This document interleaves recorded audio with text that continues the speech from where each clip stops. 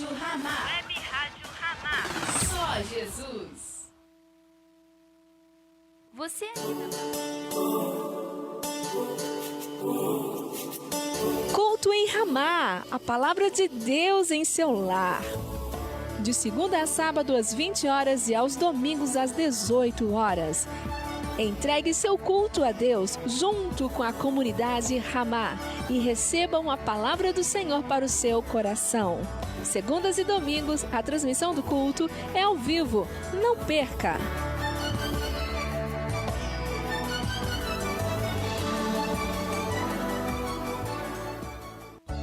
Agora você ouve uma palavra de vida com o pastor Érico Rodolfo Bussinger.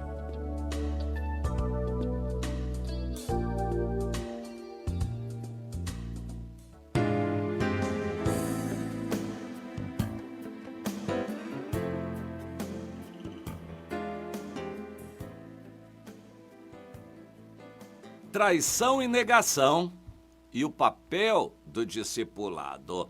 Eu quero tomar como referência um texto bastante conhecido, já para o final do ministério de Jesus, quando ele já estava para ser preso e crucificado, como relatado em Marcos.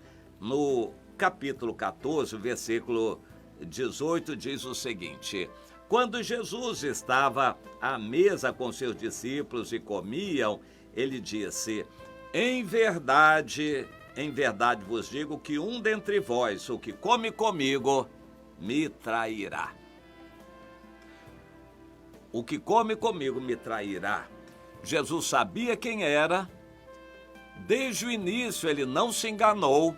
Ele tolerou, porque o Judas precisava cumprir aquele papel. O coração de Judas não mudou. Jesus não se enganou.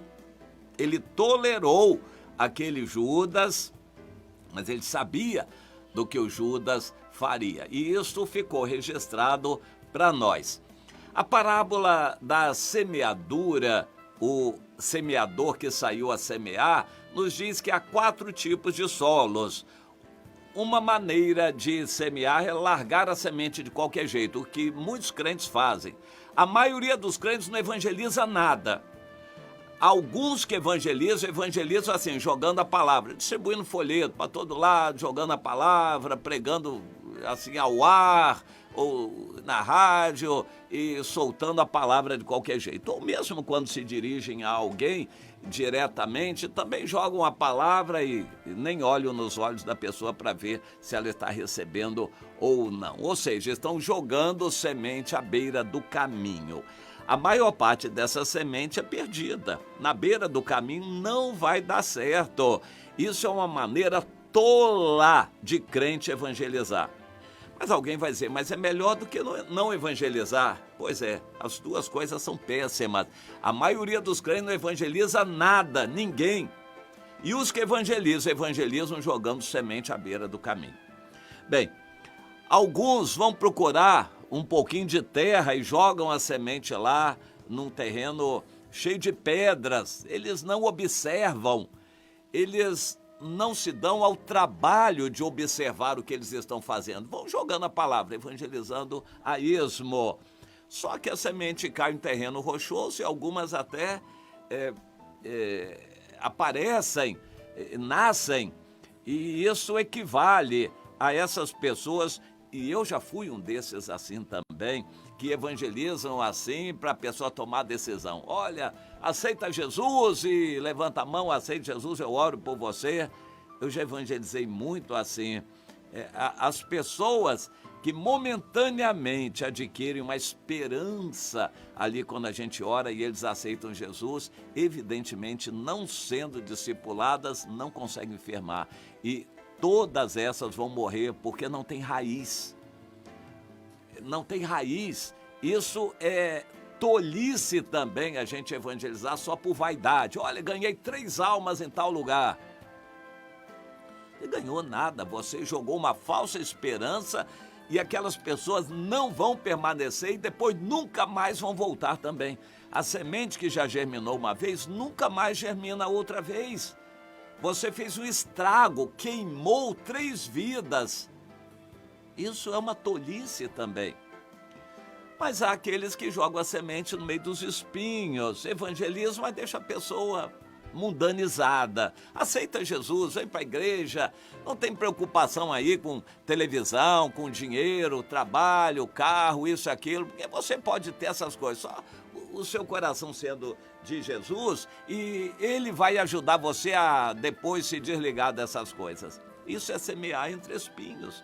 Espinhos são as coisas do mundo, preocupações e ambições do mundo. São espinhos que vão sufocar esse tipo de crente, que é a maioria dentro das igrejas.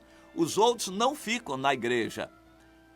Aqueles que foram mal evangelizados e nem chegaram a tomar decisão, não vêm para a igreja. Aqueles que tomaram a decisão também não ficam firmes, também não vêm para a igreja. Mas os que vêm para a igreja são aqueles que vêm amando o mundo. E as coisas que há no mundo são semeados entre espinhos e não vão ficar firmes. Não vão ficar firmes. Aliás, eles vão ficar firmes, mas não vão dar frutos. Eles estarão na igreja, nunca se afastarão da igreja, mas não vão dar frutos. Semeados entre espinhos. Também não é isso que Deus quer. Aí eu leio lá que Jesus sabia quem era o traidor.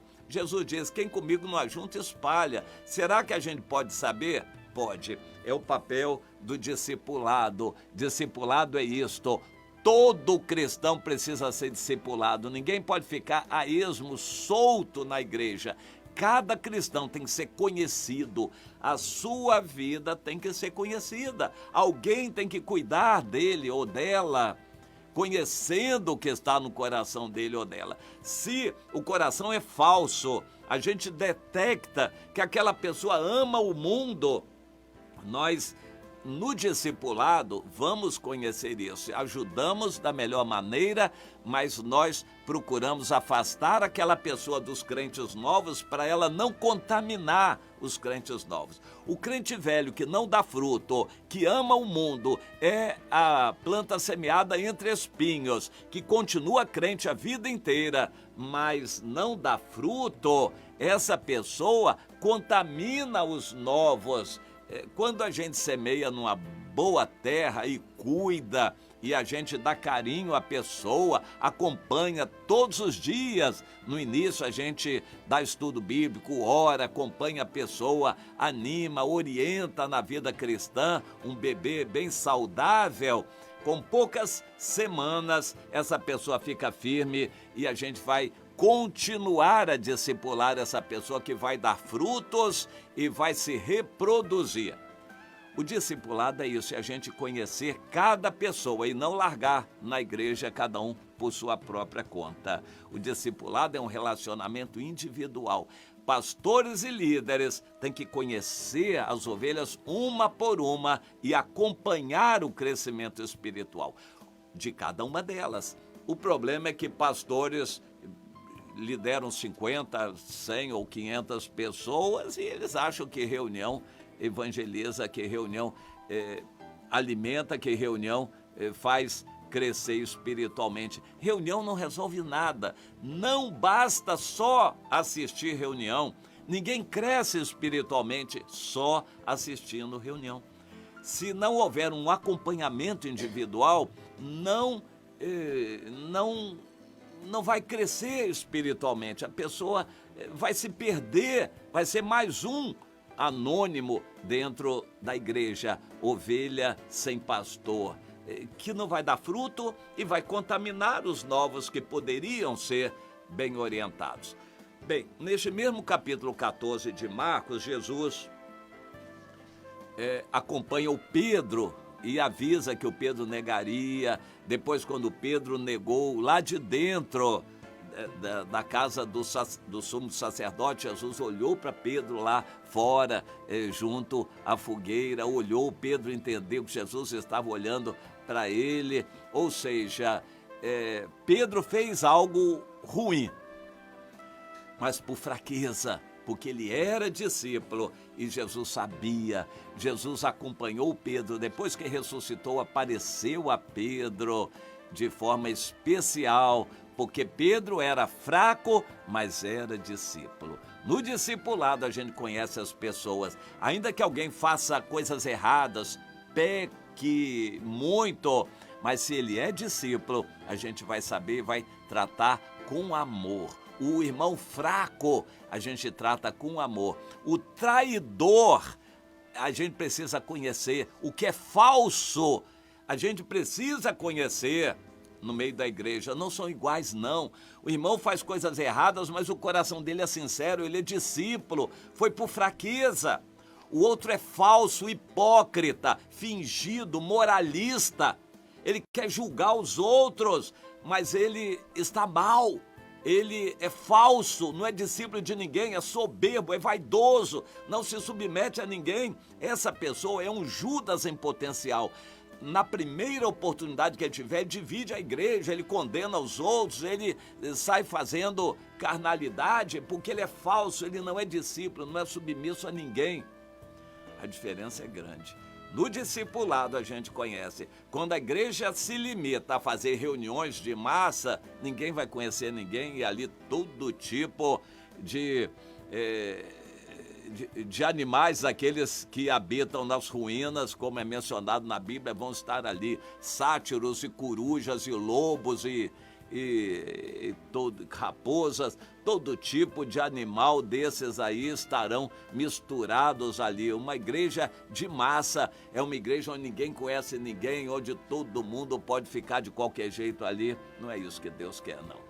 Você tem que entender a necessidade do discipulado. No discipulado a gente vai conhecer se o coração de alguém é sincero, ou se ele é um lobo, ou se ele é um cabrito rebelde.